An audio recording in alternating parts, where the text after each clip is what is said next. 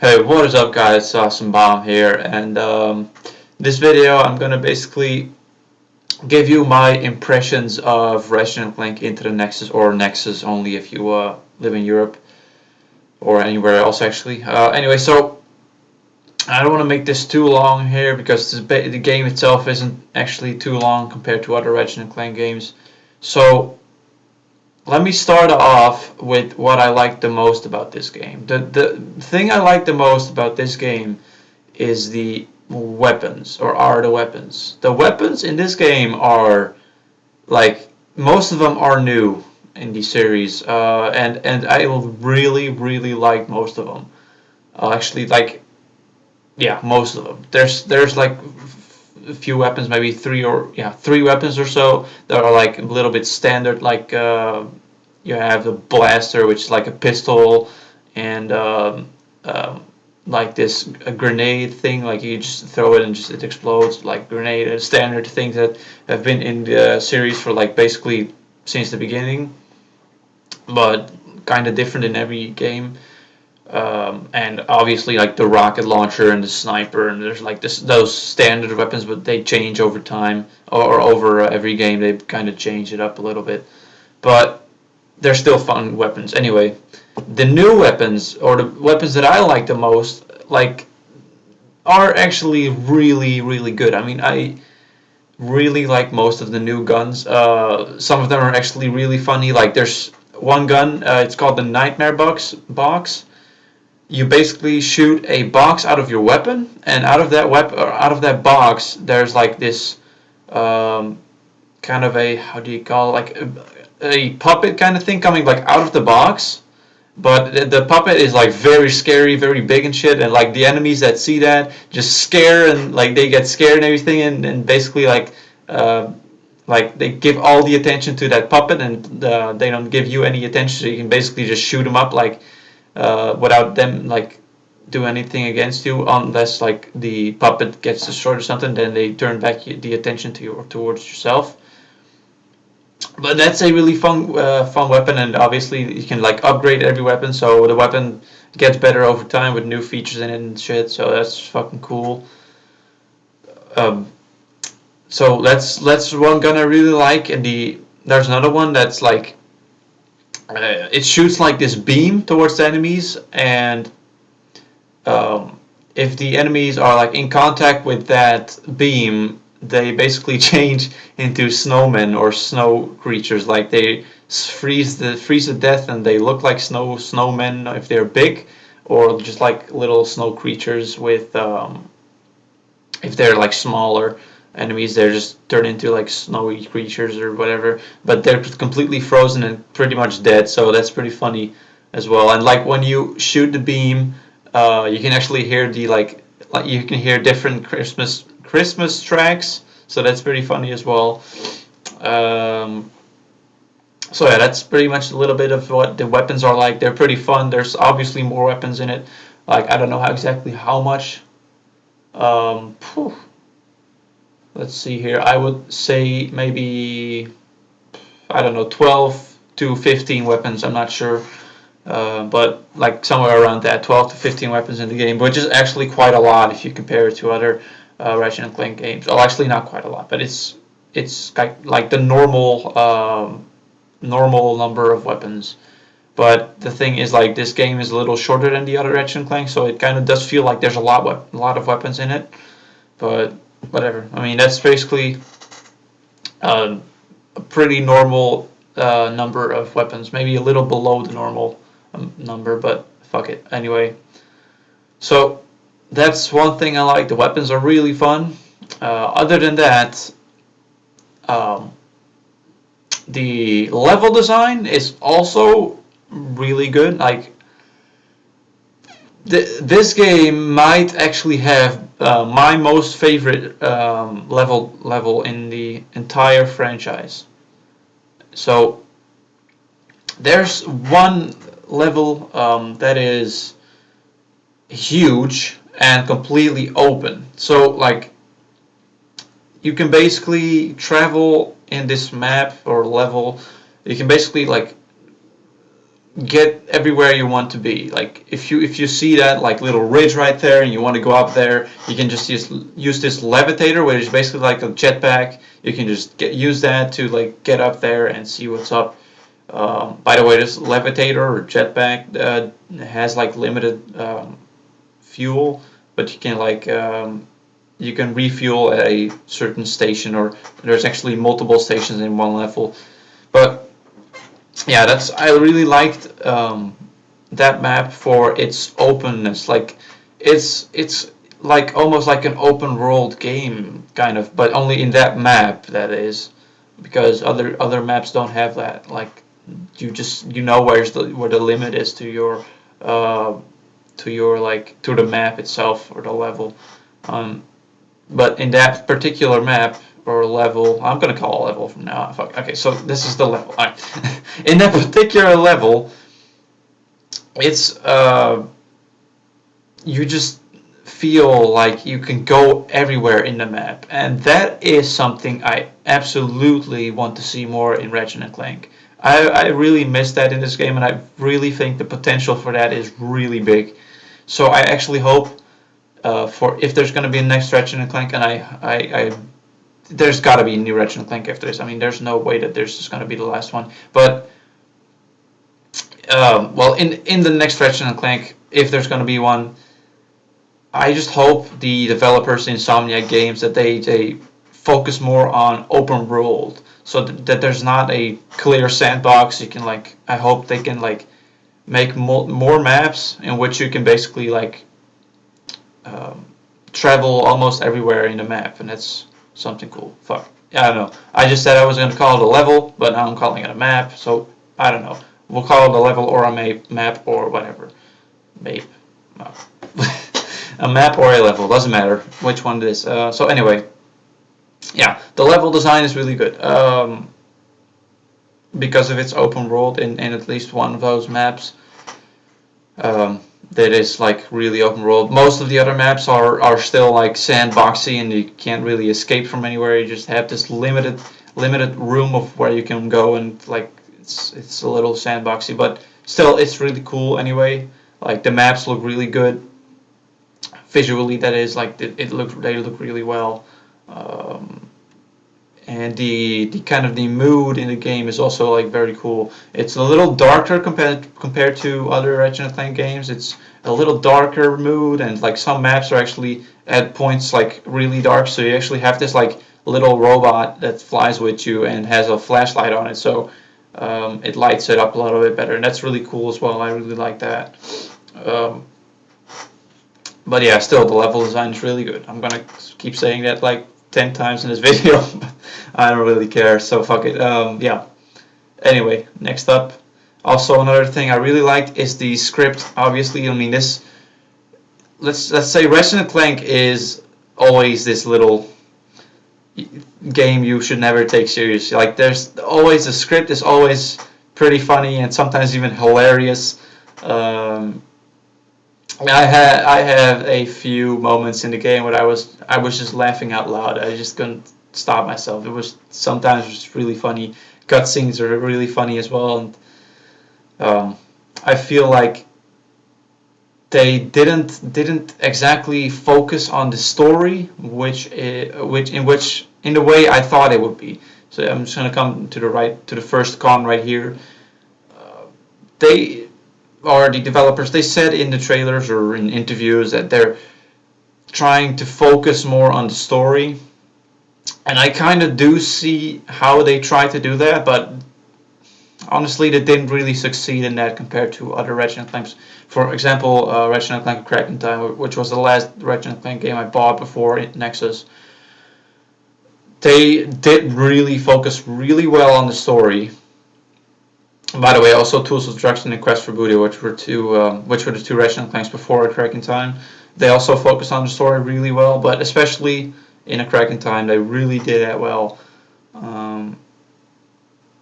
Now, you know what? Actually, let me come back to that. Tools of Destruction also had a very good focus on the story. I mean, the story of the last. Oh, well, what the hell? What am I talking about here? The story of Tools of Destruction, uh, I think it's on par with A Crack in Time, which is, by the way, A Crack in Time is my favorite Ratchet Clank game. Um, I'm not gonna explain why, because then I would have to like explain for 20 minutes or something why. So I don't want to do that. But yeah, anyway, I think the storytelling in Tools of Destruction and A Crack in Time are basically on par, and in Nexus it's more a little lower. But yeah, I guess if they would go more into the story right now, they would have to almost end the series, because basically Ratchet, the main character of the game, or well, actually Ratchet and Clank are both main characters, but Ratchet is one of the main characters which you control most of the time. He is in search of his family, which presumably has died in this war like many years ago, but uh, they didn't really focus a lot of that in Nexus. I thought they would focus more on that particular thing, or the race of Ratchet, which is also like pretty much extinct. But they didn't quite focus on that a lot. I'm kind of disappointed by that. And with that, I would have to add that the ending of the game is not really what I expected it to be. It was more of a just a little joke ending. It's not really an ending for the story or for the future. Well, it was not a trilogy anymore. Future games. In future games, by the way, I'm talking about different games which have been on the PS3, not including the spin-offs, which were kind of bad. But in the future games, the story was the main, um, like main, how do you call it? Main focus or something like that. Yeah. But Nexus didn't really put that. They didn't really focus on the story all that much. But anyway, that's a little con I had right there. That's not really what I liked about it. I was expecting more focus on the story, but I guess it's still a good thing that the gameplay itself is actually really good. So I really enjoyed playing that gameplay instead of looking at the story. Um, so at least there's one thing that I liked about the game, so that I could keep playing. So another thing I didn't quite like about the game is the length. So I said already, the game is shorter than the normal or average Ratchet and Clank game. This game, I think, for me, took about 7 or 8 hours, and that is still 1 or 2 hours longer than I had expected, because my expectation was that this game was going to take 6 hours long. But if I look at how I played and when I played correctly, then I have played at least 7 to 8 hours. But that is like I did. If I didn't side quest a lot and just went for the main story, I think this game wouldn't take any longer than 5 hours. Like seriously, that's kind of fucked up. But side questing actually is a big part of the game, so you should never like not do that. I mean, it's really important that you actually side quest, because you can upgrade your weapons more by killing more enemies, and perhaps find like some some uh, some collectibles which would actually be quite useful. Because there's one collectible in particular. There's nine of them in the game, like 9 parts of that one collectible, and if you find those 9 parts, you get access to the most powerful weapon in the game, which can be really useful, especially for the last boss battle, which is quite hard actually. I mean, it took pretty long, but still, it's a good boss battle. But yeah, so side questing is it's a big thing in this game, and I think they did it quite well. There's a lot of side questing going on in Ratchet and Clank Nexus, and that is a really good thing. But still, the length is just too short. Like, if you don't side quest at all, the game wouldn't take any longer than 5 hours. I did the side questing with it, and it took me 7 to 8 hours probably to finish the game. So whatever. I mean, it's still longer than I had in mind, but I'm still not very impressed with that. 7 or 8 hours is not long compared to other Ratchet and Clank games. But still, even if you like finish the main story, which took like 7 or 8 hours, even if you finish that, there's still stuff for you to do in the second playthrough and maybe third or fourth if you want to, because like you still have a few weapons which you probably haven't even bought yet, and those weapons you still have to upgrade all of those weapons. So you still have quite a lot to do in the second or third playthrough, fourth even. I think I'm going to do 4 playthroughs because I don't think I'll be able to do or be able to upgrade everything in the second playthrough. So yeah, I'm expecting this to be at least 4 playthroughs because I also want to do a playthrough on the hardest difficulty, and then I might actually like record some gameplay as well for the channel in case anyone wants to see it. Um, and I'm probably gonna do gameplay like of the level I like the most, which is the open world-ish level. So I actually hope I'm not gonna do the playthrough for it. I'm not gonna do that, so don't count on that. But the gameplay that I might record is I'm only gonna record that gameplay if the game is actually on English, because right now I've only played it on Dutch and I haven't actually checked if there's like any way to make it English. So, but I did notice that in game there's no option for that. Like you can't change the language from Dutch to English or the other way around. There's no possibility for that. But I think I may be able to change the language of the game if I change the language of the system of the PlayStation 3. I might be able to change it because that also worked for A Crack in Time. But anyway, that doesn't really matter. If I can play the game on English, I'll definitely post a gameplay video of it. If I can't, I won't post anything. I won't post any kind of gameplay for it. But anyway, that's enough of that. Um. So yeah, basically the game takes 7 or 8 hours for me. That was, but I still have more playthroughs to do. So this could easily take 20 hours or more to finish. Actually, like completely finish it. Like I'm gonna definitely get the platinum trophy for it as well. So yeah, this is gonna quite take at least 20 hours to completely finish. So that's a good thing then. Um, so well, I guess that's it for this. That's basically all the impressions. I don't want to do a very long review or anything. This is basically, in short, what I liked about the game, what I didn't like about the game, and why. So, if I would have to give this game a score, I would go for a. I'm gonna go for a 8.5 out of 10. Simply, the reason why I didn't give it any higher than 8.5 is because, first of all, yeah, the length of the game is just too short. I'm gonna give that like that. Yeah, yeah. That's one of the reasons why I don't like it, or why I wouldn't give it anything higher than 8.5. And the other thing is because I didn't like the ending, and I was expecting more of a storytelling instead of like a fun, comical story.